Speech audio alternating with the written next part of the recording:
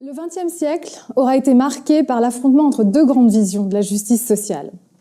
Le socialisme d'une part et la démocratie de marché d'autre part. La démocratie de marché a triomphé idéologiquement, mais en pratique, cette idéologie, qui visait à réconcilier les lois du libre-échange et la volonté démocratique, a, pour des raisons diverses, à la fois endogènes et exogènes, surtout réussi à faire triompher le principe du marché sur la démocratie. Le résultat en est l'avènement, depuis en gros la fin des années 70, dans presque tous les pays occidentaux, d'une idéologie et d'une pratique néolibérale, au nom de laquelle et par laquelle les acquis sociaux de l'entre-deux et de l'après-guerre sont rognés, la privatisation de services auparavant fournis par l'État ne cesse d'augmenter, et des inégalités sociales et économiques croissantes, compliquées dans certains cas d'inégalités raciales non moins criantes, sont observées avec un mélange de fatalisme, d'impuissance, mais aussi de plus en plus d'indignation et de colère. En dépit des diverses troisièmes voies explorées depuis les années 80, les gouvernements se heurtent en effet tous à ce fait têtu, ce qu'on peut appeler la perte de souveraineté économique des États.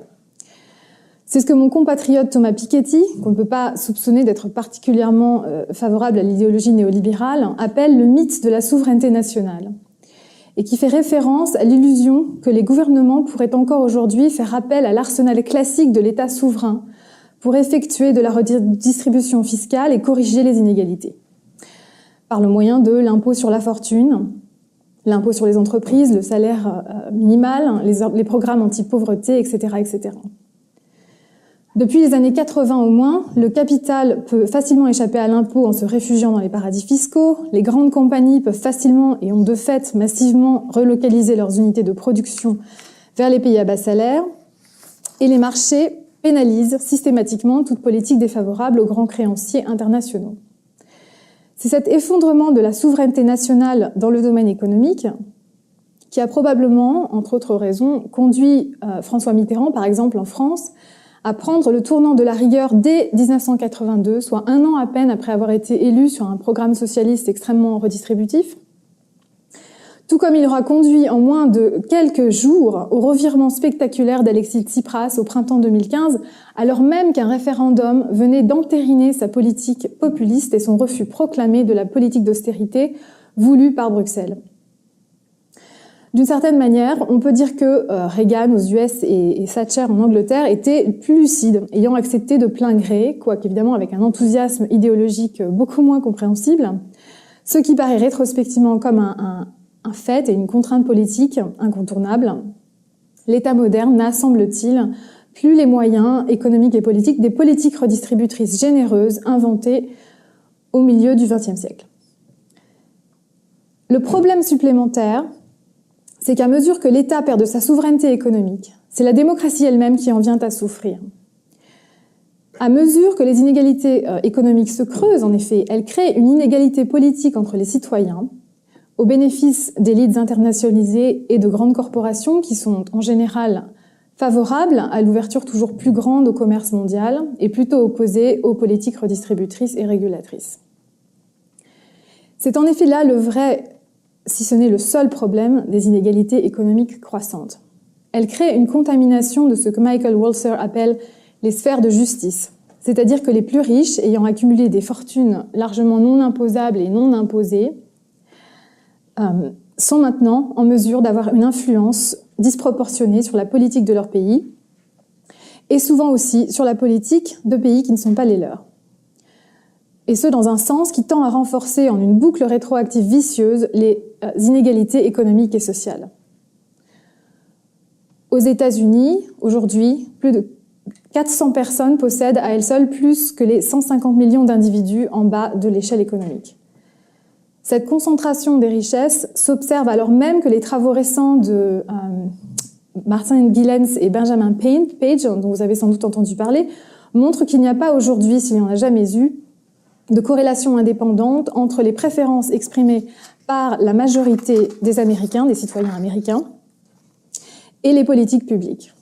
Lorsqu'une corrélation est observée, c'est parce que les préférences de la majorité se trouvent recoupées celles des 10% les plus riches, qui, elles, déterminent la politique publique.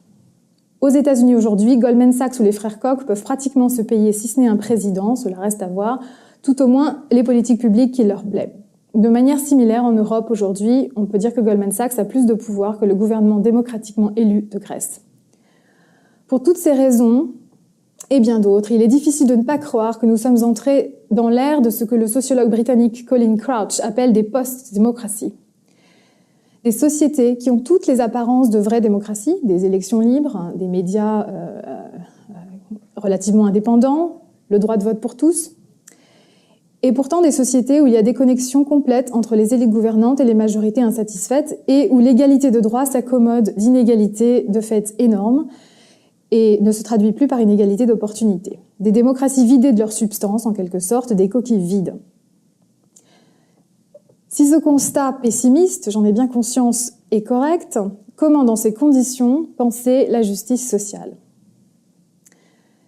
Si les politiques socialistes classiques de redistribution au niveau des États-nations ne sont plus la panacée qu'elles furent dans les États-providence naissants du XXe siècle, si l'isolationnisme économique n'est pas vraiment une option au jour d'aujourd'hui, j'en dirai quelques mots plus tard, cela veut-il dire qu'il va falloir se résigner au retour d'inégalités spectaculaires, du type de celles qui existaient au tournant du XXe siècle dans la plupart des démocraties avancées?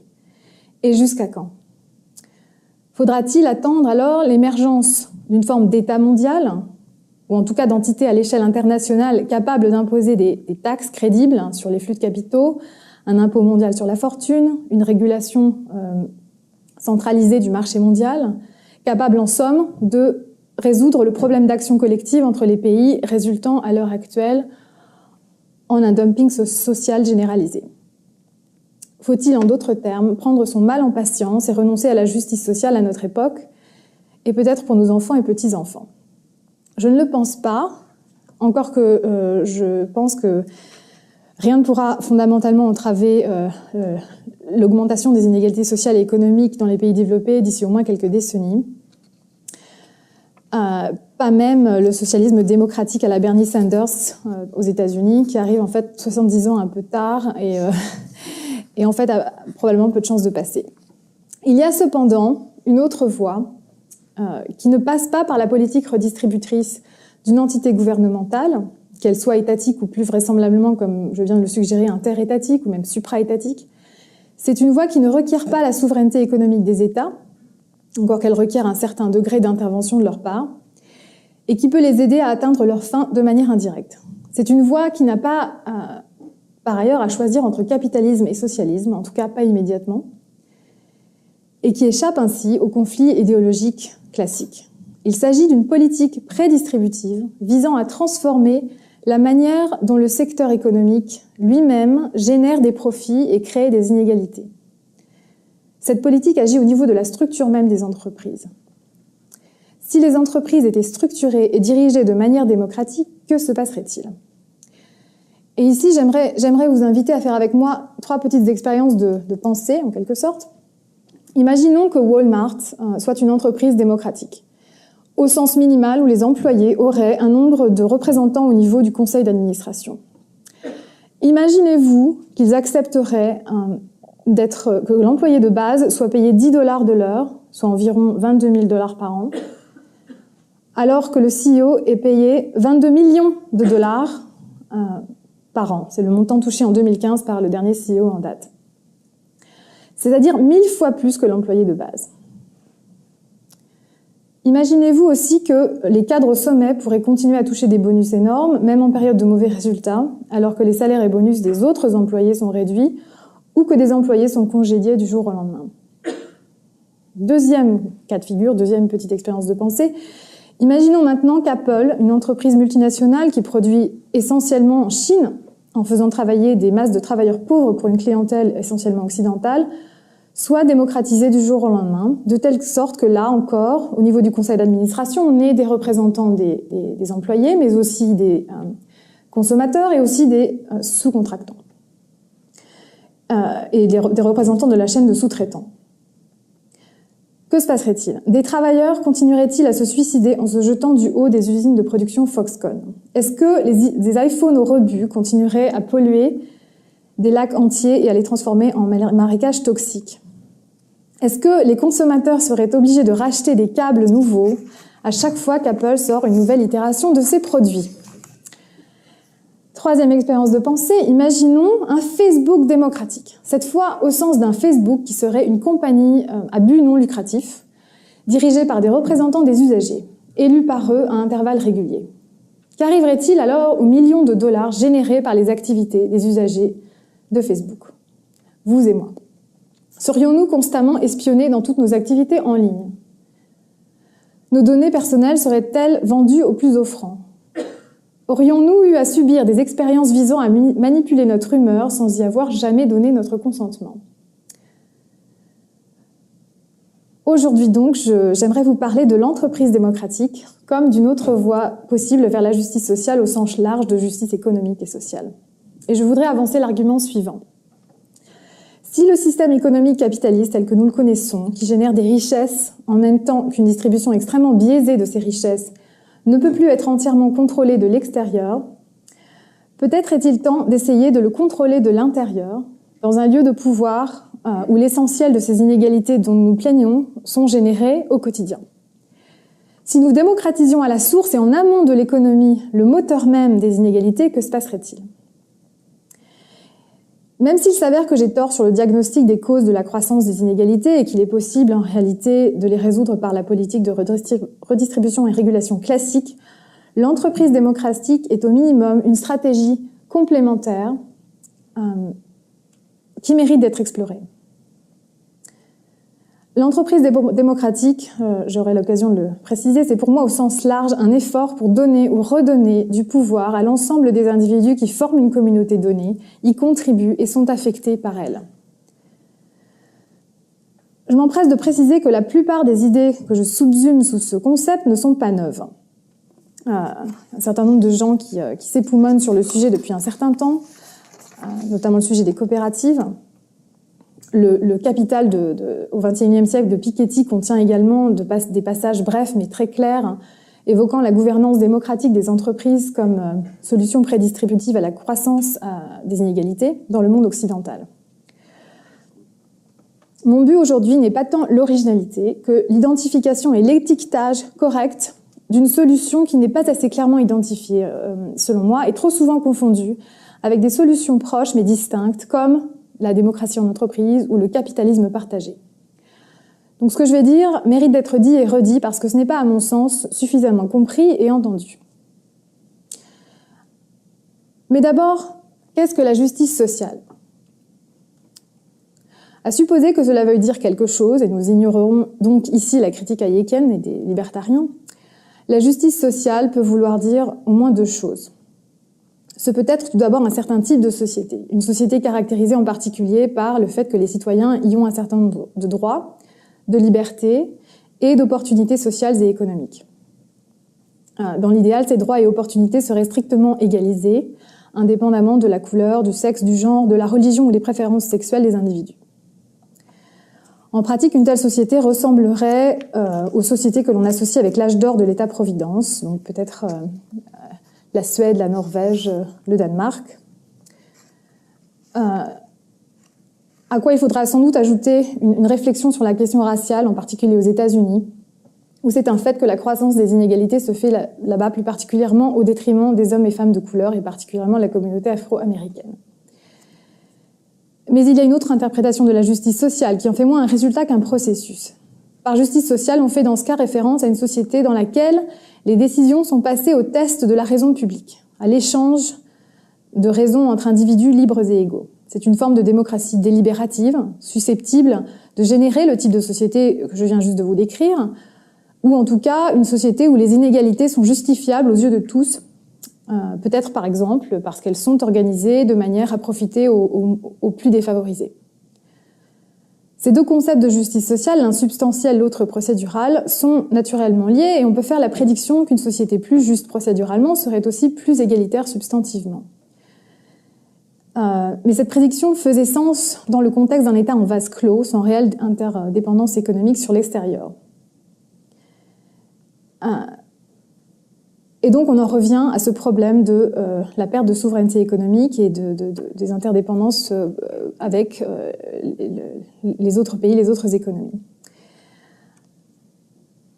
J'aimerais dire un mot à présent sur des inégalités croissantes que ce cycle de conférences considère comme problématiques.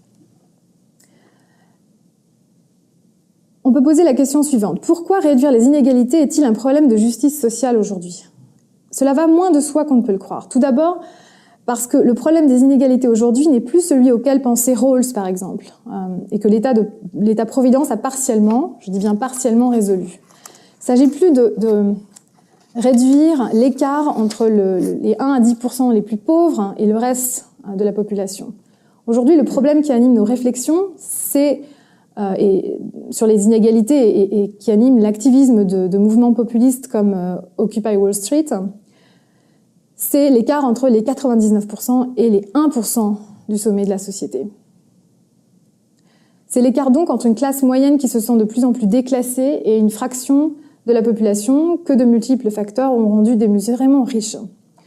Or, comme les commentateurs de droite nous le rappellent sans cesse, qu'y a-t-il de mal à ce que ces gens deviennent de plus en plus riches si la vaste majorité des autres n'est pas, pour ainsi dire, pauvre, mais juste beaucoup moins riche. Parler de justice sociale dans ce contexte peut paraître motivé par l'envie, un ressentiment de classe, une hypocrisie. On peut renforcer cette critique par un argument de gauche. J'ai déjà mentionné l'idée que les inégalités croissantes dans nos pays occidentaux seraient peut-être une des conséquences en partie inévitables de la mondialisation de l'économie. Et il se pourrait que ces inégalités croissantes que nous observons dans nos pays développés soient le prix à payer par les riches pays occidentaux pour l'essor économique des pays pauvres. D'une certaine manière, les années qui ont vu la stagnation des salaires dans les pays occidentaux ont aussi vu sortir de la pauvreté la plus absolue des millions de Chinois, par exemple. Donc, même si en moyenne la métaphore de la marée du commerce mondial qui soulève tous les bateaux peut rester pertinente, au niveau des individus et des sous-ensembles nationaux, ce serait davantage celle des vases communicants qui s'applique. Cet argument suggère que l'injustice sociale croissante dans les pays riches, celle dont à mon sens vous me demandez de parler, est peut-être en fait, si ce n'est une condition nécessaire, du moins un sous-produit difficilement évitable de l'allègement de la grande pauvreté dans le reste du monde, et donc plus généralement d'une plus grande justice sociale à l'échelle de la planète. Tout dépendrait donc en partie de l'échelle à laquelle nous regardons le problème.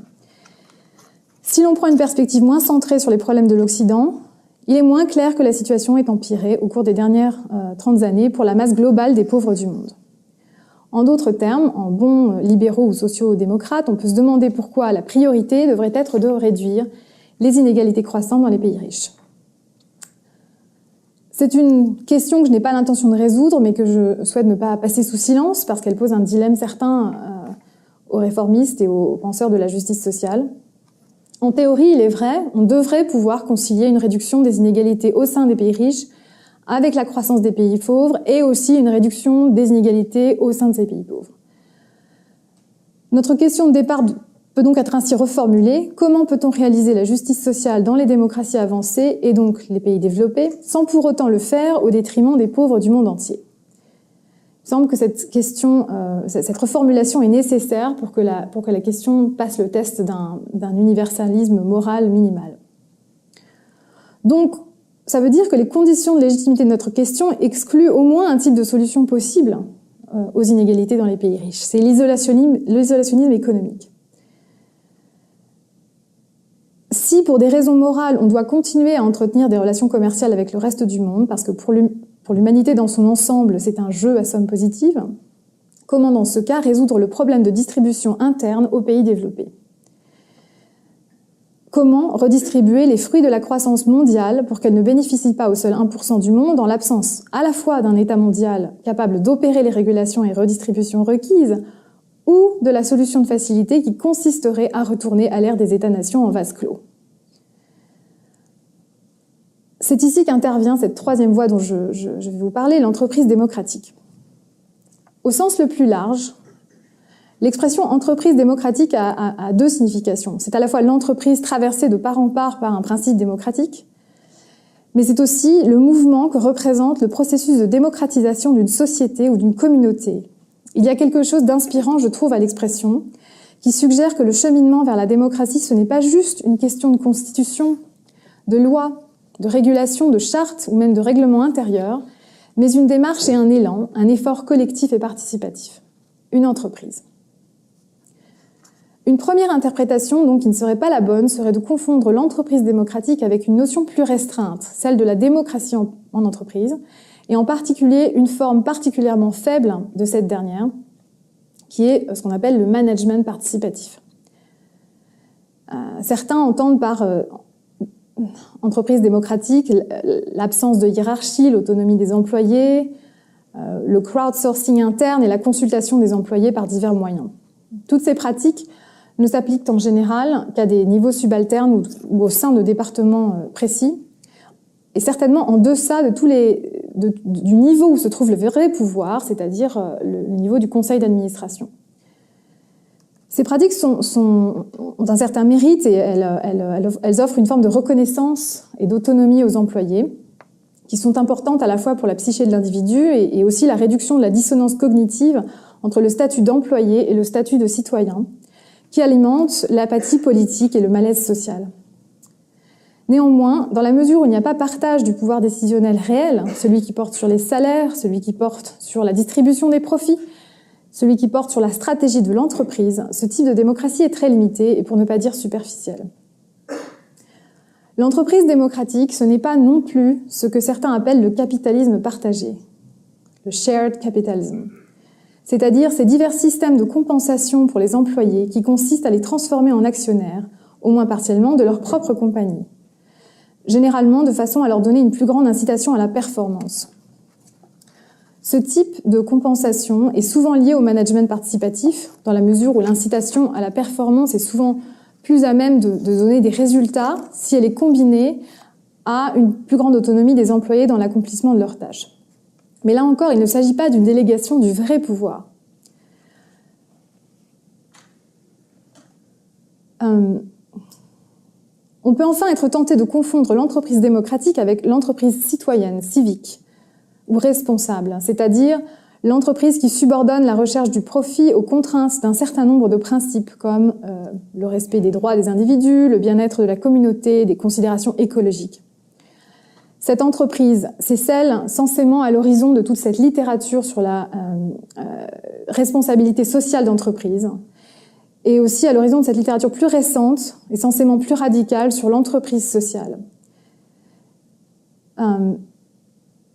Malgré son titre prometteur, cependant, la responsabilité sociale d'entreprise n'est encore trop souvent qu'une méthode de marketing et de communication au service du profit. L'entreprise sociale, pour sa part, s'efforce de manière plus convaincante de concilier diverses bottom lines, le profit, les employés, la planète, pour faire court. Mais les préoccupations de ces philosophies distinctes sont, là encore, bien loin de considérer la possibilité de repenser la gouvernance même de l'entreprise dans un sens de partage du pouvoir démocratique, de partage du pouvoir économique. Il est possible qu'un certain nombre d'orientations citoyennes fassent partie de la définition de l'entreprise démocratique, mais en soi, ces orientations ne suffisent pas à caractériser une entreprise comme démocratique. L'entreprise démocratique, c'est donc encore autre chose.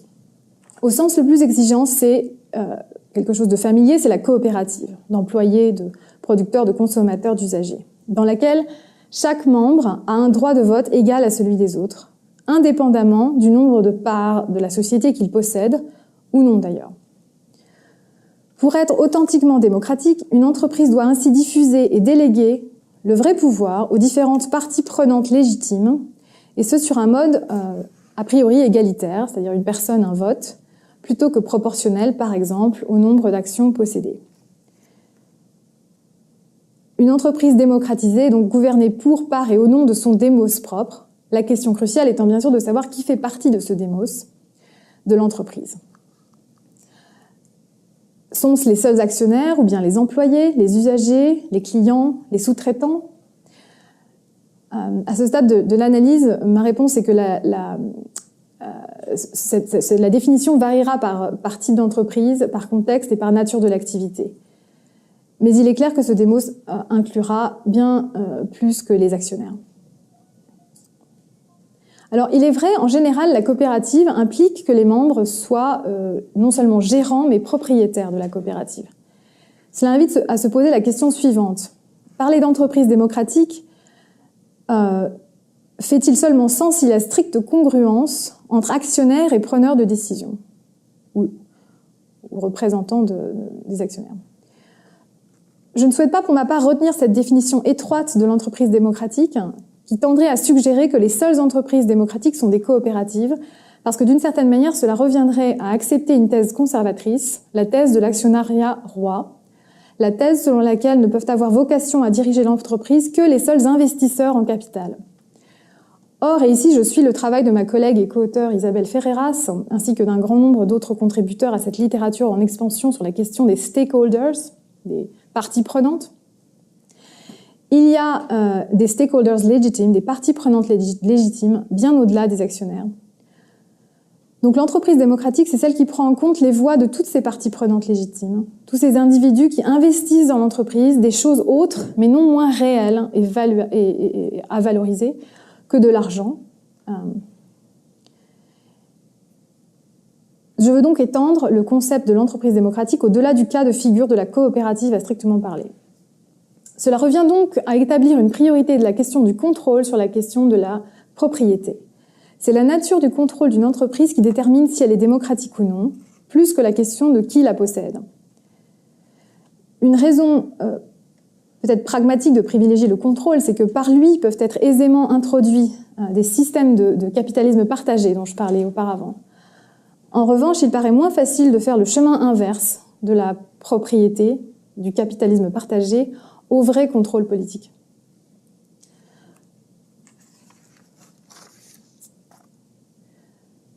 Pour qu'une entreprise mérite d'être qualifiée de démocratique, il faut avant tout que donc, le contrôle soit entre les mains de son démos propre.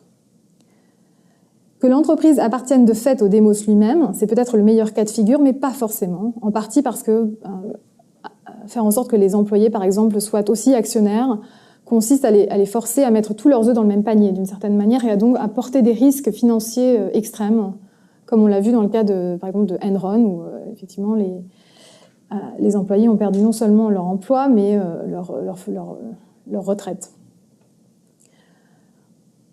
Donc on peut imaginer la propriété d'une entreprise démocratique comme étant entre les mains d'actionnaires sans droit de vote, entre les mains de l'État ou encore entre les mains d'une fondation à but non lucratif. Par entreprise démocratique, j'inclurai aussi, ou j'entendrai aussi en un sens plus faible, des variations sur le modèle de codécision à l'allemande, dont vous êtes peut-être familiers, qui se caractérise par la présence de représentants des travailleurs au conseil d'administration des grandes entreprises.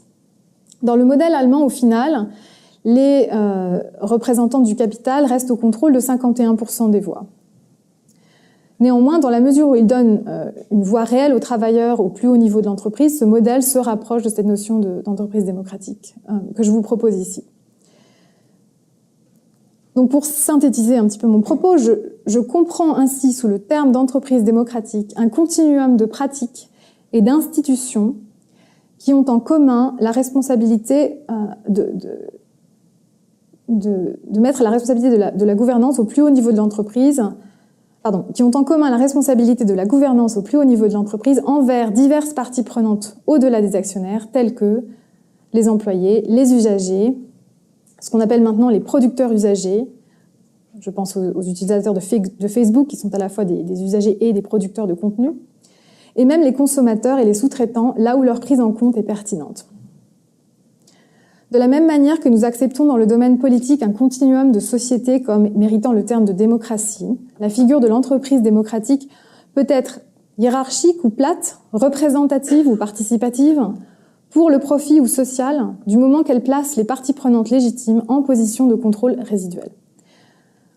En fait, cette figure de l'entreprise démocratique dont je vous parle reste largement à inventer. Et donc, ce que je vous propose aujourd'hui est simplement une ébauche.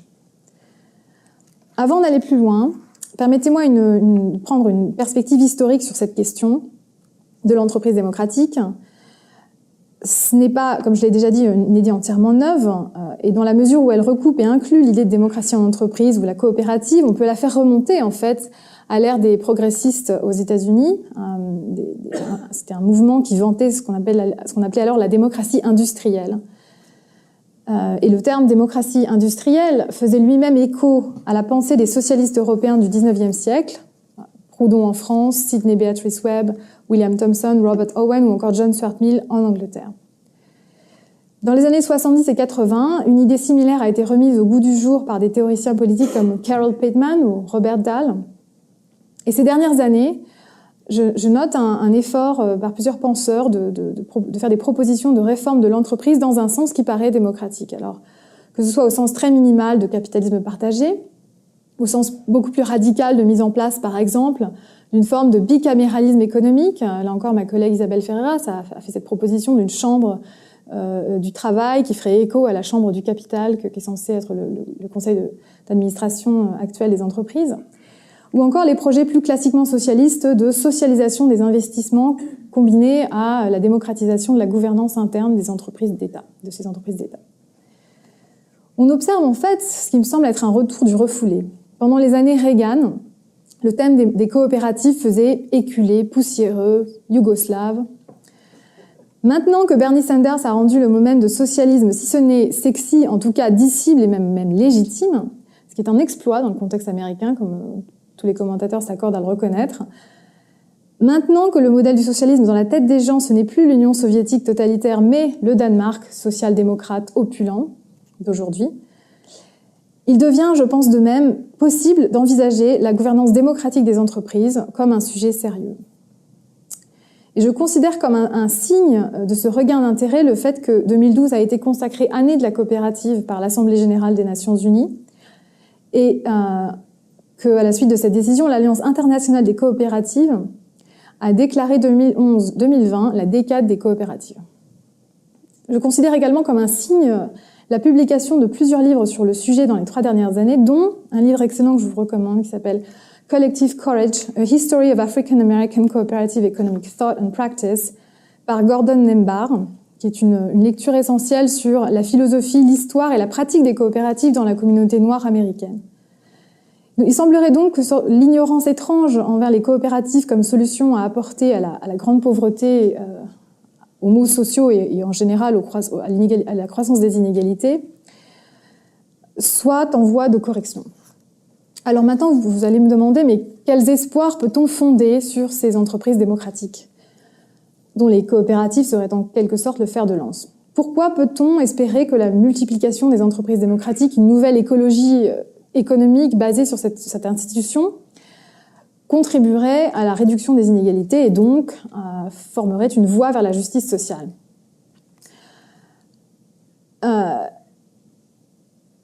L'Alliance internationale des coopératives identifie 3 raisons principales.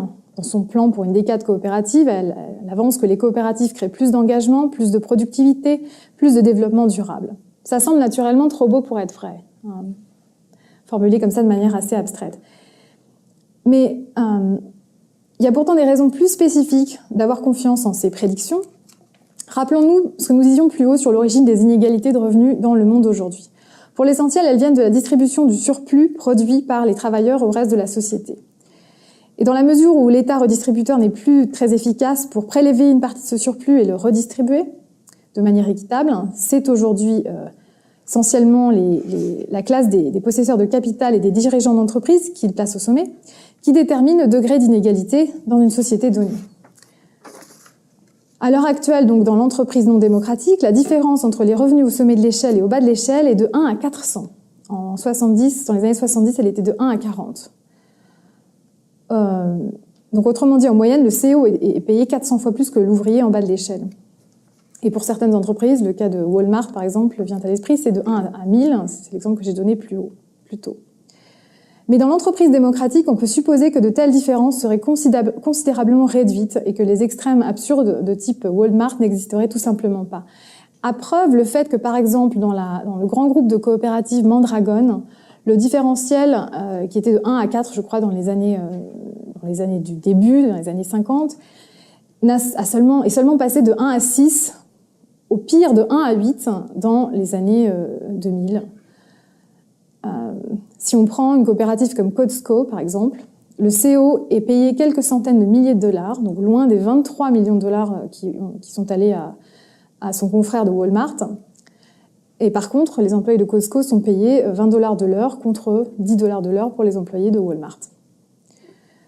On peut aussi espérer que les entreprises gérées de manière démocratique, c'est-à-dire de manière responsable envers une plus grande diversité de parties prenantes, rendraient impossible la pratique actuelle des conseils d'administration qui s'arrogent des salaires mirobolants et des parachutes dorés sans rapport avec leur contribution à la performance de l'entreprise. Et ce, alors même que les salaires des employés, ainsi que leurs bonus annuels, stagnent ou sont rognés à la moindre excuse. De la même manière, on pourrait espérer une plus grande humanité envers les employés en situation de crise. Et là encore, l'exemple de Mondragon est intéressant. Lors de la crise de 2008, Mondragon a souffert, comme toutes les entreprises. Il fabrique des biens de consommation comme des machines à laver et des cocottes minutes. La consommation a souffert, donc Mondragon a souffert. Mais au lieu de sacrifier des salariés, ils ont réduit les salaires de tout le monde. Et ils ont réussi à garder l'essentiel de leurs employés. Et bien sûr, ils ont fait des efforts pour accompagner ceux qui ne pouvaient pas garder. Donc dans les coopératives, les employés essaient de partager le travail avant d'avoir à se séparer de leurs membres. Dans les entreprises non démocratiques, en revanche, les managers et CEO prêts à sacrifier leurs salaires, bonus et autres avantages au nom de la collectivité, c'est l'exception. Et ici, je ne fais pas d'angélisme. Il n'y a pas besoin de faire l'hypothèse que les CEO sont des psychopathes inhumains et que les travailleurs de coopératives sont au contraire des saints. C'est une question encore d'incitation simple. Pourquoi des gens en position de pouvoir, sans responsabilité autre que celle de satisfaire les actionnaires, iraient-ils s'auto-incriminer et s'auto-pénaliser quand rien ne les y oblige ? À l'inverse, dans les coopératives ou les entreprises démocratiques dont j'essaie de formuler la possibilité, la structure de décision et le principe de responsabilité démocratique facilitent naturellement la production de décisions plus justes. De la même manière, on peut encore espérer et prédire que des entreprises démocratiques réagiraient différemment aux problèmes environnementaux qu'elles peuvent contribuer à causer. Là encore, pas besoin de faire l'hypothèse d'un angélisme particulier de la part du démos, élargi au-delà des actionnaires. Pour prendre le cas simplifié d'une usine, considérons la différence entre le choix qu'auraient à faire les représentants des actionnaires et les représentants des travailleurs s'ils étaient confrontés à l'alternative suivante. Utiliser une nouvelle technologie polluante pour faire davantage de profit ou bien renoncer à cette technologie pour préserver l'environnement. La grosse différence, c'est que généralement ni les actionnaires ni leurs représentants ne vivent près du site de l'usine. Ils ont les moyens et la possibilité de vivre ailleurs, dans des endroits protégés des conséquences de leurs décisions, à la différence des travailleurs. Et donc, il est évident que les travailleurs y réfléchiraient à 2 fois avant de s'imposer à eux-mêmes et à leur communauté un coût environnemental important. De la même manière, si le choix était entre relocaliser l'usine en Chine pour augmenter le profit ou rester sur place et tenter de rester compétitif par d'autres moyens, là encore, il est évident que les employés auraient une toute autre approche que les actionnaires ou leurs représentants. On pourrait étendre le raisonnement à d'autres questions, comme la nature des biens produits. Une entreprise démocratique produirait-elle des produits trop sucrés, trop gras, trop salés, addictifs, voire carrément toxiques, comme les cigarettes ? Une entreprise démocratique serait-elle capable de commercialiser de la viande pleine d'hormones, d'élever des poulets en batterie dans des conditions abominables, de les abattre de manière cruelle ? C'est possible. Là encore, il n'y a pas de raison de penser que les entreprises démocratiques seraient plus morales par défaut que les autres, mais il est quand même possible d'imaginer des mécanismes qui feraient que si les travailleurs de base avaient leur mot à dire, les choses seraient très différentes de ce qu'elles sont dans les entreprises oligarchiques. Au niveau national, un autre avantage que l'on peut espérer des entreprises démocratiques, c'est d'être plus attentive aux discriminations envers les femmes et les minorités que ce n'est le cas dans les entreprises non démocratiques. Même quand ces dernières sont strictement régulées de l'extérieur par un État fort qui parvient à imposer la non-discrimination, les salaires égaux, etc. Et donc dans Collective Courage, ce livre que j'ai déjà cité, Gordon Lambert démontre à quel point la coopérative est un modèle au cœur des théories des théoriciens de la justice raciale comme W.E.B. Du Bois et une pratique en fait qui a permis à la communauté noire après la guerre civile de survivre économiquement et moralement, même au pire moment de l'histoire américaine, pendant Jim Crow et la Grande Dépression des années 30. Enfin, il y a l'aspect politique. Redonner une voix aux individus dans la sphère économique où ils passent l'essentiel de leur temps, c'est renforcer la voix que les employés sont censés avoir, mais exercent souvent peu dans la sphère civique et publique. L'hypothèse que Carol Pateman avait formulée dans les années 70, que pour avoir des citoyens engagés, il faut en amont avoir des familles et des entreprises qui encouragent les valeurs démocratiques de participation et d'égalité, semble vérifiée par les études de cas qui sont disponibles. Les activités politiques dans lesquelles les travailleurs s'engagent dans le contexte des coopératives développent leur goût et leur don pour la chose politique en dehors de l'entreprise. Une conclusion intéressante qui ressort d'une étude des coopératives Plywood aux États-Unis, par exemple, c'est que les travailleurs membres de la coopérative sont plus actifs politiquement que leurs pairs dans les compagnies classiques. Encore que de manière intéressante, ça se manifeste non pas par une propension plus grande à voter, mais par une participation plus grande à s'investir dans des projets citoyens et activistes. Enfin, dans le contexte américain, on peut aussi penser à l'entreprise démocratique comme moyen de redonner voix aux citoyens après la décision difficilement réversible de Citizens United. Si les corporations sont maintenant des personnes ayant droit à la liberté d'expression et libres de faire des donations politiques à qui bon leur semble, une manière de lutter contre les inégalités politiques générées par cette décision est de faire en sorte que la volonté de la corporation ne soit pas juste exprimée par un tout petit groupe au sommet, mais reflète au moins un groupe plus large et l'ensemble des employés de la compagnie. Maintenant, me direz-vous, tout cela semble très prometteur, mais que faites-vous de la justice sociale au niveau mondial? Qu'est-ce qui garantit que l'impact de la démocratisation de la gouvernance des corporations sera bénéfique, par exemple, dans les pays émergents? Les choses sont naturellement plus compliquées à ce niveau de la réflexion, mais revenons un instant à mon deuxième exemple de départ. Si Apple était gouvernée démocratiquement, si elle était responsable envers les employés au plus près de la chaîne de production, de la chaîne des sous-contractants en particulier, fermerait-elle les yeux sur le fait que les sous-traitants qu'elle emploie sont en violation systématique des principes de justice dont la compagnie elle-même dit se réclamer? Continuerait-elle à payer quelques dollars de l'heure pour un travail taylorien déshumanisant, alors même qu'elle est assise sur une pile de cash dont elle ne sait apparemment que faire?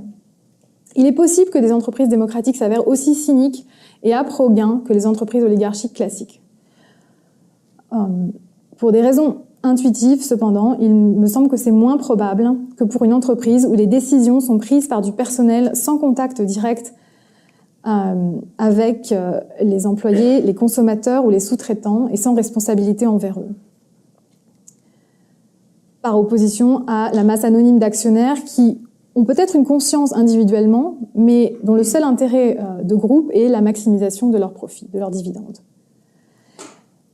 Dans le temps qui me reste, je voudrais considérer quelques objections classiques à l'idée de démocratie, d'entreprise démocratique. Alors, il y a des objections normatives, il y a des objections empiriques, il y a des objections du type « mais comment peut-on passer du système actuel à un système de ce type ?»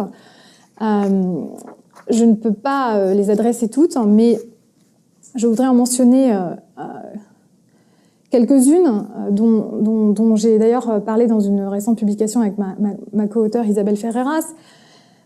En termes d'objections normatives, il y en a une qui consiste à invoquer le profit comme seul but légitime de l'entreprise et à rejeter toute conception du bien commun comme étant à l'horizon normatif de l'entreprise.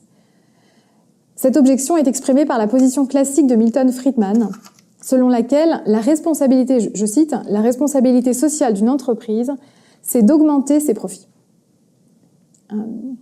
En d'autres termes, si le choix est entre congédier des ouvriers pour assurer un dividende aux actionnaires ou bien couper ce dernier de façon à préserver des emplois, c'est la première alternative qui doit l'emporter.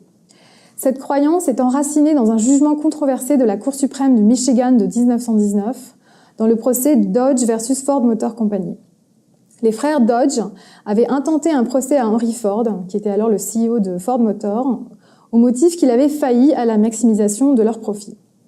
La Cour suprême du Michigan déclara que Henry Ford était obligé de gérer son entreprise dans le but de maximiser le profit des actionnaires, plutôt que l'intérêt de la communauté dans son ensemble ou celui de ses employés. La perspective sur l'entreprise que représente cette décision est étroite et historiquement douteuse. Historiquement, la corporation est, je cite, un corps créé par la loi dans le but d'atteindre des fins publiques par un appel aux intérêts privés. Cette fonction historique s'observe de la naissance des corporations à l'âge contemporain de la responsabilité sociale d'entreprise et du phénomène des entreprises sociales, en passant même par l'âge sombre des barons voleurs, qui même eux avaient un sens de la responsabilité sociale qu'ils avaient envers leurs employés. Dans tous les cas, bien que le profit reste naturellement un but essentiel de la gouvernance d'entreprise, il n'est pas le seul ni toujours le plus important. Et en ce qui concerne le cas légal Dodge versus Ford que je viens de mentionner, bien qu'il n'ait pas été annulé par des décisions judiciaires prises depuis, il a cessé de représenter la loi dans la plupart des États américains et les juristes le présentent souvent comme une erreur ou encore une bizarrerie doctrinale largement non pertinente pour le droit des entreprises. En dépit de ce cas particulier, donc, les juristes tendent à penser qu'il n'existe pas dans le droit des entreprises d'obligation légale de maximiser les profits. Une autre objection est l'appel à la notion de propriété comme droit quasi naturel et sacré. Cette objection est compliquée à réfuter, mais on peut commencer par mentionner que la propriété, c'est un concept à géométrie variable dans lequel le droit de contrôle, de possession et le droit au bénéfice associé à l'objet qu'on possède ne sont pas forcément liés, et la manière dont ils le sont est largement une question de convention sociale, légale et donc aussi politique. Ça veut donc dire qu'il n'y a aucune raison de laisser le statu quo nous paralyser. D'ailleurs, il y a des exemples historiques où les choses ont changé. Revenons à l'Allemagne, où dans le système de codétermination, on n'a pas besoin d'avoir des actions pour avoir un mot à dire quand on est un employé d'une entreprise, d'une grande entreprise allemande. Donc, l'idée, c'est que si possession et contrôle sont déjà séparés dans la corporation moderne, comme le faisait déjà remarquer Berle et Means il y a plus de 50 ans, on pourrait imaginer de les distribuer différemment pour donner le contrôle résiduel non plus juste donc à des managers, mais aux employés de l'entreprise eux-mêmes, aux usagers des plateformes de type Facebook ou Uber ou les autres réseaux sociaux, ou encore des investisseurs d'un type différent que les investisseurs en capital. Et ici, j'aimerais citer l'exemple d'un cas juridique, un autre cas juridique très célèbre, United States Steelworkers of America versus US Steel. La corporation US Steel avait pris la décision de fermer une usine à Youngstown dans l'Ohio, qui avait entraîné la banqueroute complète de la ville. 10 000 ouvriers métallurgiques se retrouvent du jour au lendemain sans travail, faisant passer le taux de chômage à plus de 13%, et causant toutes sortes de problèmes sociaux, allant des suicides à l'alcoolisme, à la violence conjugale. Les syndicats intentèrent, dans une action absolument sans précédent, un procès à l'entreprise pour l'obliger à garder l'usine ouverte et pour obtenir le droit de racheter l'entreprise et de continuer à la faire tourner. Et ils utilisèrent un argument alors nouveau, selon lequel ils avaient un droit de propriété sur leur emploi que la décision de l'entreprise de fermer l'usine violait. Le juge Lambrose, qui était alors le juge fédéral en fonction, rendit un jugement dans lequel il reconnut en fait la plausibilité d'un droit de propriété des travailleurs sur l'entreprise US Steel générée par une longue relation entre la ville de Youngstown et US Steel. Et voici l'argument avancé qui a été considéré comme un développement juridique inédit, alors terrible pour certains et merveilleux pour d'autres évidemment. Il disait, et je traduis, « Il me semblerait qu'un droit de propriété est né de cette relation longue et bien établie entre United States Steel, l'industrie du métal comme institution, la communauté de Youngstown et les habitants de Mahoning County et de la vallée de Mahoning par le fait que ces derniers ont donné et dévoué leur vie à cette industrie. Je pense que la loi peut reconnaître le droit de propriété dans la mesure où US Steel ne peut pas quitter la vallée de Mahoning et la région de Youngstown dans un état de désolation et qu'elle ne peut pas complètement abandonner ses obligations envers cette communauté parce que certains droits sont nés de ces longues relations et institutions. Donc selon le raisonnement du juge, c'est parce que les travailleurs ont investi leur capital humain dans l'entreprise et que la communauté dans son ensemble a investi d'autres types de ressources dans cette entreprise que les travailleurs et la communauté peuvent revendiquer un droit de propriété sur l'entreprise, alors même qu'ils n'en possèdent pas d'action. C'est en quelque sorte une reconnaissance du fait que, même en l'absence de droits reconnus par la loi, il existe des droits moraux qui devraient être codifiés par cette même loi si elle était juste. Le juge Lambrose conclut que c'était avec un profond regret qu'il devait néanmoins trancher en faveur de US Steel, parce qu'évidemment ce droit moral dont il parlait n'était pas encodé, n'était pas reconnu par le droit légal. Mais ce qu'il semble appeler de ses vœux, c'est donc une réforme de la loi pour entériner le droit moral des travailleurs et de la communauté dans les conditions décrites à une certaine voie. Donc en d'autres termes, l'argument de la propriété ne résout pas du tout ni la question du contrôle de l'entreprise, ni même la question de la propriété. D'autres réformes envisageables, en sus de reconnaître un droit de propriété naissant de longues relations de dépendance, seraient de mettre une date d'expiration au droit à toucher des dividendes, par exemple. Certains ont fait cette proposition. Alors maintenant, si je me tourne brièvement vers les objections pratiques, pour que toutes ces bonnes choses que je vous ai promis arrivent, il faudrait encore que l'entreprise démocratique soit viable. Mais, nous dit-on, il y a de bonnes raisons de penser qu'elle ne l'est pas. Si les travailleurs sont en charge des décisions, ne vont-ils pas simplement maximiser leur salaire au détriment de la profitabilité de l'entreprise? Ou encore, de quelle expertise les travailleurs peuvent-ils se targuer? Ils n'ont pas de MBA, de Harvard ou de Wharton, aucun sens de la stratégie financière à suivre, etc. Enfin, même s'il est possible que la démocratie marche à peu près pour les États, cela prend trop de temps pour des petites entités en compétition comme les entreprises, pour lesquelles donc on est mieux inspiré de copier le modèle militaire d'une organisation très hiérarchique, plutôt que d'essayer d'importer le chaos des assemblées générales ou même des élections périodiques. Ce sont des objections très fortes contre les entreprises démocratiques et en particulier les coopératives, et je vais donc essayer de brièvement les réfuter ou du moins en atténuer la portée. Alors l'argument selon lequel les travailleurs tiraient la branche sur laquelle ils sont assis en s'octroyant des salaires intenables pour la profitabilité de l'entreprise. C'est assez surprenant, bien sûr, étant donné ce qui se passe dans le système actuel, où les conseils d'administration, de fait, s'arrogent des salaires et des bonus assez indépendants de la performance. Donc on ne voit pas très bien en quoi étendre le pouvoir de décision aux travailleurs rendrait les choses pires d'une certaine manière. Et par ailleurs, c'est un petit peu insultant envers les travailleurs de supposer qu'ils choisiraient de mettre en danger leur gagne-pain de long terme. Et enfin, ce n'est pas vérifié empiriquement dans les coopératives où, telles que nous le causons, où en fait les salaires sont plutôt inférieurs, en moyenne. Alors évidemment, il y a des différences, mais en moyenne, aux États-Unis, sont à l'heure actuelle inférieurs, un petit peu inférieurs aux salaires dans les entreprises non démocratiques. On peut ensuite faire remarquer que l'entreprise démocratique, même de forme coopérative, ce n'est pas forcément la démocratie directe, surtout pour les entreprises de grande taille. Tous les travailleurs n'ont pas à être impliqués, toutes les parties prenantes n'ont pas à être impliquées au quotidien dans la prise de décision, tant que des délégués élus sont en charge de prendre les décisions pour eux et de leur en rendre compte à intervalles réguliers. Par exemple, dans le groupe Mondragon, là encore, l'exemple le plus frappant, la structure est très hiérarchique, avec une grande division du travail, mais elle respecte le principe d'un membre, un vote. Quant à l'argument du temps que demande l'organisation démocratique, il est bien sûr valide. On pourrait imaginer, cela dit, que les gains de productivité générés par l'enthousiasme plus grand pour le travail pourraient justifier de tenir une demi-journée, voire une journée de réunion par semaine pour ceux en charge de représenter leurs concitoyens d'entreprise. Enfin, l'argument de l'expertise supérieure de la gouvernance oligarchique est lui aussi douteux.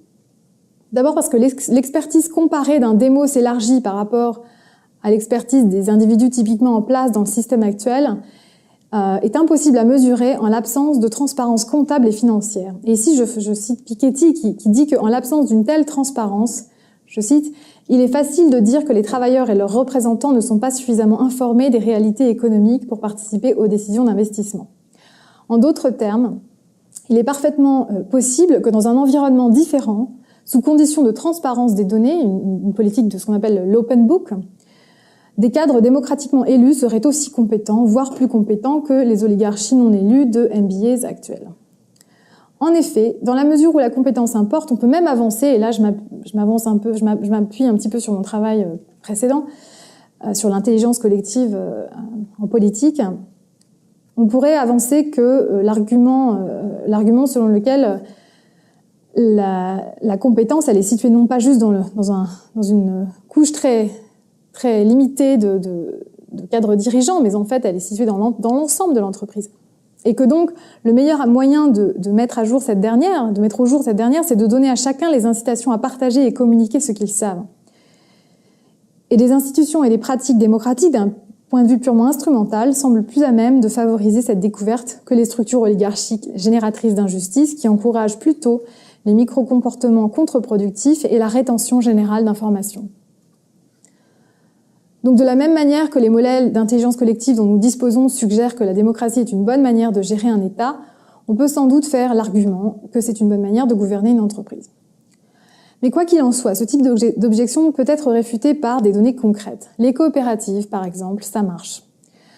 D'après les données les plus récentes aux États-Unis, leur profitabilité en 2013, par exemple, était supérieure à celle des entreprises classiques. La dernière objection, qui est peut-être aussi juste une question, c'est comment faire la transition de l'entreprise oligarchique à l'entreprise démocratique. Supposons, en d'autres termes, que les entreprises démocratiques soient désirables et faisables. Le problème, c'est que nous ne partons pas de zéro, et il n'est pas évident que les gens au pouvoir vont rendre leur pouvoir de bonne volonté, de plein gré. Ici, ma réponse sera très courte, parce qu'il ne s'agit pas pour moi de défendre l'idée d'une expropriation par l'État des entreprises privées pour les redistribuer aux employés, ni même d'une démocratisation forcée, par exemple par un acte constitutionnel ou une loi, de la gouvernance des entreprises qui resterait aux mains de leurs actionnaires. Je pense qu'avant qu'on commence même à parler de transition, il y a beaucoup de réflexions et d'expérimentations locales, prudentes à faire, avant d'envisager ce genre de solution drastique et potentiellement très dangereuse. Donc, cela dit, un point de départ qui permettrait de cette expérimentation à plus grande échelle serait de créer des incitations financières à la création d'entreprises démocratiques, peut-être même des banques dédiées au financement d'entreprises démocratiques.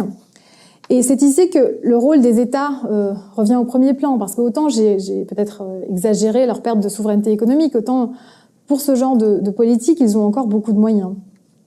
Parce que dans ce cas-là, il ne s'agit pas de prendre de l'argent directement aux entreprises d'investisseurs classiques, et c'est donc beaucoup moins coercitif que la politique de taxation et de redistribution. Ça peut même inciter des CEO visionnaires à faire la transition.